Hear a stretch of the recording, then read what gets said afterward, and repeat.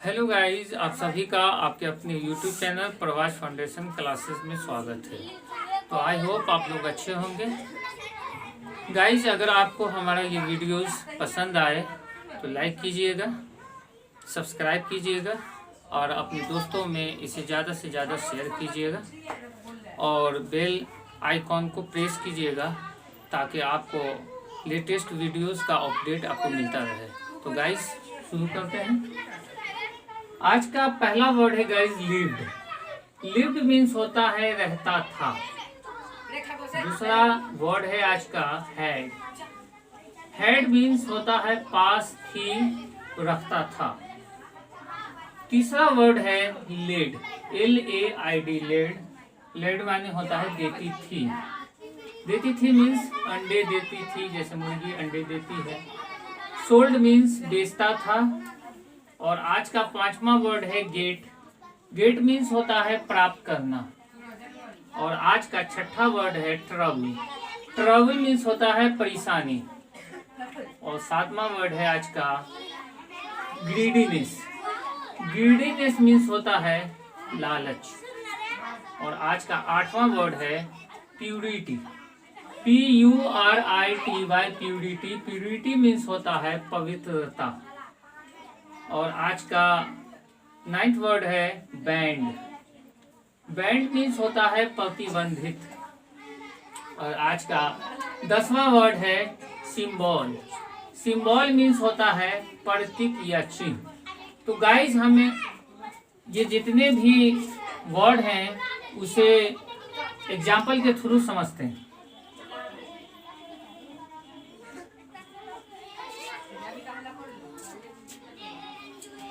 पहला है lived. We lived in Darbhanga. हम दरभंगा में रहते थे। We lived in Darbhanga. हम दरभंगा में रहते थे। अब दूसरा वर्ड है हमारा हेड। हेड मीन्स होता है पास था, पास थी या रखता था। B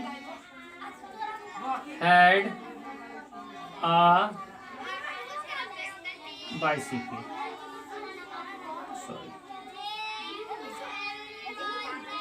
bicycle. हम एक साइकिल रखते थे या हमारे पास एक साइकिल थी। तीसरा वर्ड है लीड।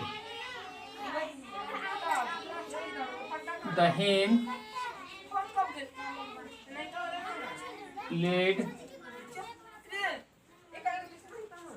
eggs। मुर्गी अंडे देती थी।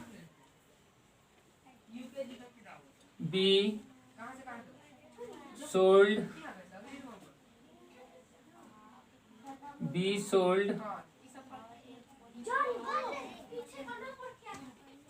पेन्स। हम कलम बेचते थे।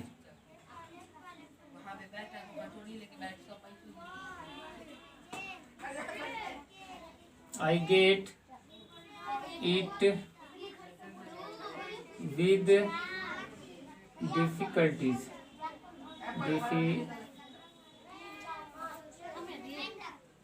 difficulties। मैं इसे कठिनाई से या मुश्किलों से प्राप्त करता हूँ।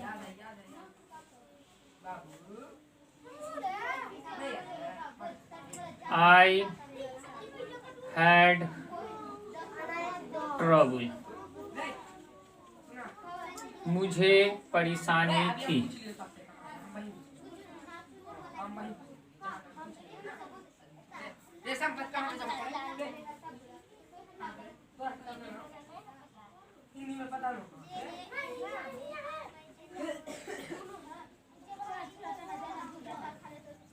तुम्हें लालच है।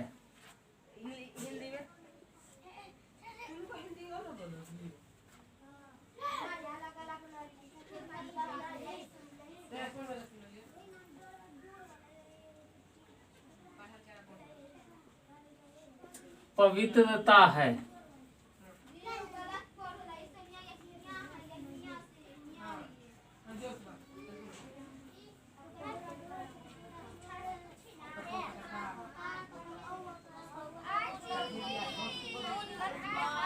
यह फिल्म प्रतिबंधित है।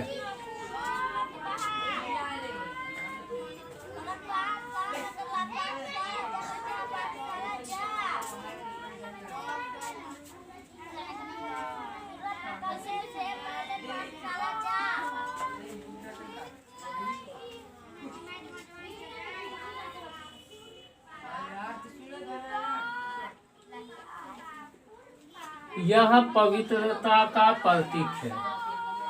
तो गाइज इस तरह से आप अलग अलग सेंटेंस बना के, अलग अलग टेंस का सेंटेंस हो, अलग अलग जो भी सेंटेंस हो, उसमें आप इस वर्ड को यूज करके लिखेंगे और इसकी प्रैक्टिस करेंगे।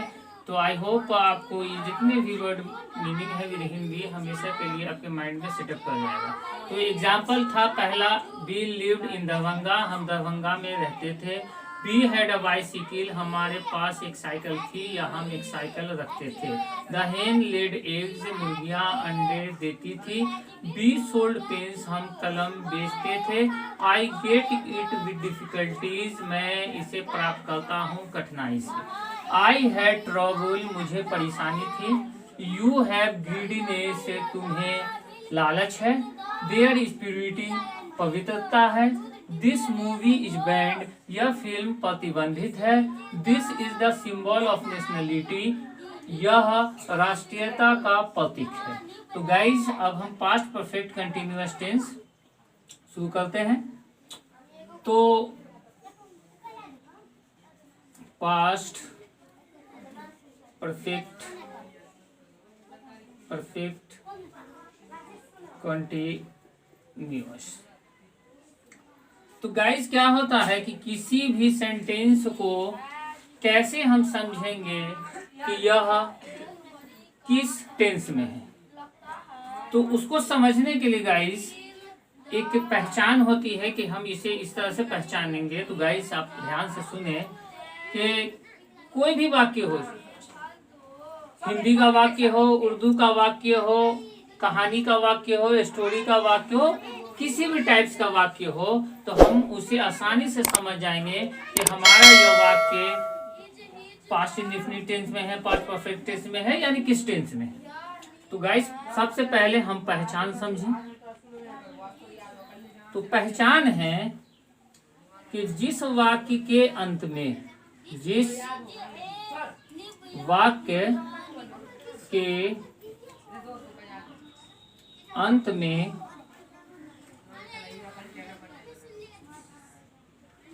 ता रहा था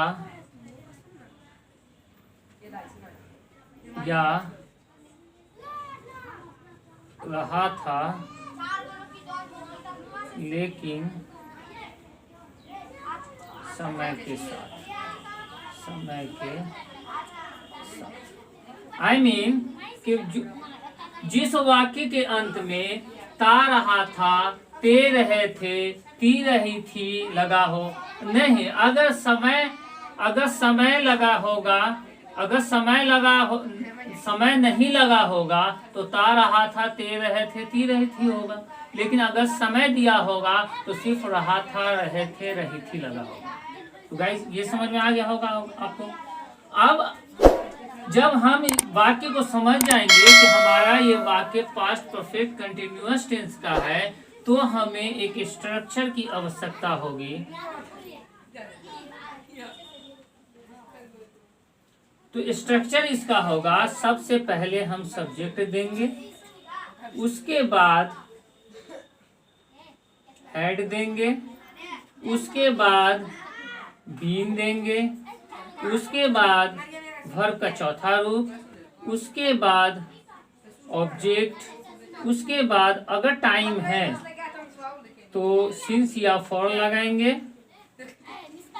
सिंस या फॉर देंगे, उसके बाद टाइम देंगे। ओके। लेकिन कुछ वाक्य ऐसा होगा गाइस जिसमें ये सिंस फॉर अ टाइम यानी कि यहाँ तक नहीं होगा। अगर नहीं होगा तो उसका हिंदी मीनिंग होगा ता रहा था, ते रहे थे, ती रही थी। लेकिन अगर ये समय दिया होगा तो ये दोनों हो सकता है, ता रहा था रहेगा और समय भी दिया रहेगा, और ता रहा था नहीं दिया होगा, सिर्फ रहा था रहे थे रही थी दिया होगा। लेकिन रहा था रहे थे रही थी वाले सेंटेंस में ये समय जरूर दिया होगा, लेकिन ता रहा था अगर होगा तो उसमें ये सिंस फॉर टाइम नहीं दिया रहेगा।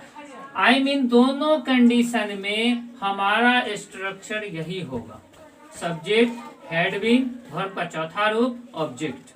अगर समय दिया रहेगा तो सिंस फॉर टाइम।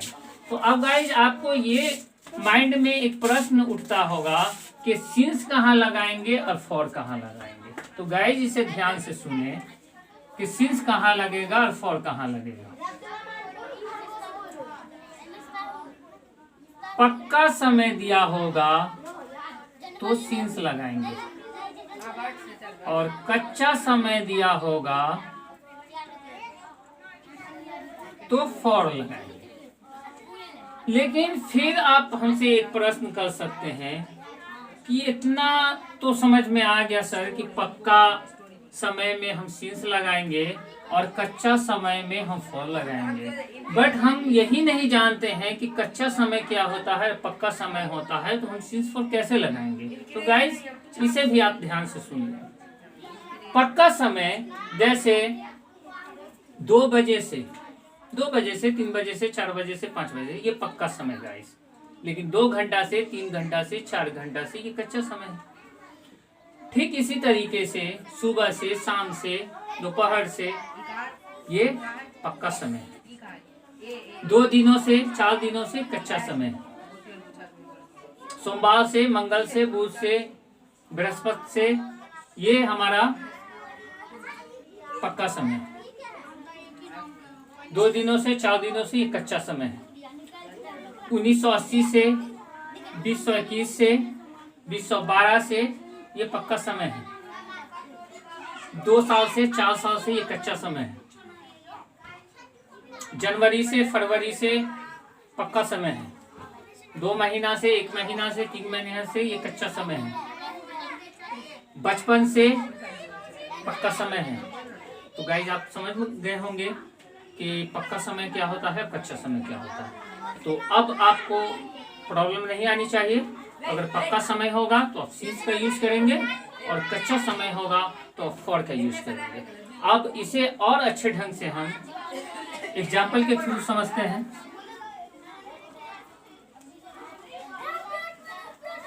तो पहला एग्जाम्पल है गाइस मेरा,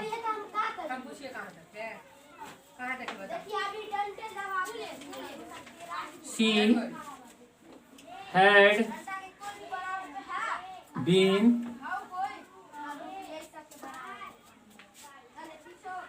learning English for 2 months. It means she had been learning, वह सीखती रही थी या सीख रही थी इंग्लिश फॉर 2 months, 2 महीने से। तो गाइज ये जो हमारा सेंटेंस है ये एसर्टिव सेंटेंस है। तो देखा आपने कि पहचान थी, तो वो पहचान भी इसमें आ गया। ता रहा था, ते रहे थे, ती रही थी, या रहा था रहे थे रही थी, वो पहचान भी हमारी हो गई। और स्ट्रक्चर भी हुआ गाइज कि सब्जेक्ट हुआ ये, हेड हुआ ये, बीन हुआ ये, बिफोर हुआ ये, ऑब्जेक्ट हुआ ये, और पक्का या कच्चा समय भी ये हो गया, और ये हमारा टाइम भी आ गया। तो she had been learning English for 2 months, वह 2 महीने से इंग्लिश सीख रही थी या सीखती रही थी। तो गाइस इस तरह से हम किसी भी वाक्य को इजीली पहचान सकते हैं, इजीली उसके स्ट्रक्चर को रियलाइज कर सकते हैं। Then after we can made any sentence of past perfect continuous tense को बना सकते हैं। तो ये जो सेंटेंस हमारा था गाइस, ये एसर्टिव सेंटेंस था। अब हम इसका निगेटिव बनाएंगे। तो she had not been learning English for 2 months। वह अंग्रेजी 2 महीने से नहीं सीख रही थी। अब इसका गाइस हम तो ये सेंटेंस जो हमारा हो गया गाइस, ये निगेटिव सेंटेंस हो गया। अब हमको बनाना है इंटरोगेटिव सेंटेंस। तो इंटरोगेटिव सेंटेंस बनाने के लिए क्या करते हैं कि जो सहायक क्रिया होती है, ऑक्सिलरी वर्ब होता है, हेल्पिंग वर्ब होता है, वो सेंटेंस के शुरू में आ जाता है। और जब सेंटेंस के शुरू में वो ऑक्सिलरी वर्ब आएगी तो उसका पहला अक्षर जो गाइस होगा वो कैपिटल लेटर में होगा। Had she been learning English for time. But यहाँ क्या था कि यहाँ हम फुल स्टॉप देते थे, यहाँ भी फुल स्टॉप देंगे, बट यहाँ हम प्रश्नवाचक चिन्ह का यूज करेंगे। अब इसका हम इंटरोगेटिव तो है मेरा ये सेंटेंस, बट इसका हमको निगेटिव बनाना है, यानी निगेटिव इंटरोगेटिव दोनों रहेगा इसमें। तो फिर हैड सी नॉट यहाँ आ जाएगा, जस्ट सब्जेक्ट के बाद नॉट आएगा। बीन लर्निंग इंग्लिश फॉर, इसमें भी प्रश्नवाचक चिन्ह होगा। अब इसका हम WH वर्ड्स बनाएंगे। Why had she been learning English for, इसमें भी प्रश्नवाचक चिन्ह लगेगा। और लास्ट में गाइस क्या है कि WH वर्ड्स का निगेटिव भी बनता है। तो फिर वाई है, हेड तो रहेगा ही, सी भी रहेगा ही, बट अब क्या करेंगे, नॉट का यूज करेंगे। फिर बीन, फिर लर्निंग फॉर प्रश्नवाचक चिन्ह। तो गाइज आपने देखा कि हमारा जो 2 सेंटेंस था, 2 सेंटेंसेस जो हमारे थे, उसमें मैंने फुल स्टॉप का यूज किया। तो एसेटिव सेंटेंस में फुल स्टॉप का यूज करते हैं और निगेटिव सेंटेंस में फुल स्टॉप का यूज करते हैं, बट इंटरोगेटिव सेंटेंस में हम प्रश्नवाचक चिन्ह का प्रयोग करते हैं। और इंटरोगेटिव और निगेटिव जब दोनों हो किसी वाक्य में, तब भी इस कंडीशन में भी हम प्रश्नवाचक चिन्ह का ही प्रयोग करते हैं। और WH वर्ड वाले जो सेंटेंसेस होते हैं उसमें भी हम प्रश्नवाचक चिन्ह का ही यूज करते हैं। और WH क्वेश्चन भी हो और साथ में निगेटिव भी हो, इस कंडीशन में भी हम प्रश्नवाचक चिन्ह का ही यूज करते हैं। तो गाइज आपने समझा कि पक्का समय क्या होता है और कच्चा समय क्या होता है, ये भी आई होप आप अच्छे तरह से समझ गए होंगे। यहाँ जो 10 वर्ड दिया हुआ है इसे भी आप समझ गए होंगे, इसे सिर्फ आपको याद करनी है। और विद सेंटेंस भी मैंने इसको यूज करके आपको दिखाया है। तो आप भी, ये कोई जरूरी नहीं कि मैंने W दिया, WEV दिया, यहाँ I दिया, तो इसी तरह का आपको भी हो। I की जगह आप कुछ भी दे सकते हैं, U की जगह कुछ भी दे सकते हैं, बट जो वर्ड इसमें है वही वर्ड रहना चाहिए। ट्रबल है तो ट्रबल ही, ग्रीडीनेस है तो ग्रीडीनेस। इस सेशन का अगर आपको प्रैक्टिस करनी है तो उसके लिए है ये। और पहचान को माइंड में सेटअप करना है, स्ट्रक्चर को करना है, ये इस एग्जाम्पल को समझना है, और नया और भी आप सेंटेंस बनाकर इस वर्ड को यूज करके, इस टेंस को यूज करके आप प्रैक्टिस कर सकते हैं।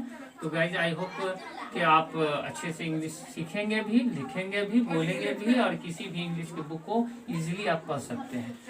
तो गाइज आज के लिए बस इतना ही, फिर कल इसी समय आपसे मुलाकात होगी। तब तक के लिए goodbye, thanks for watching my videos, have a nice day, good bye.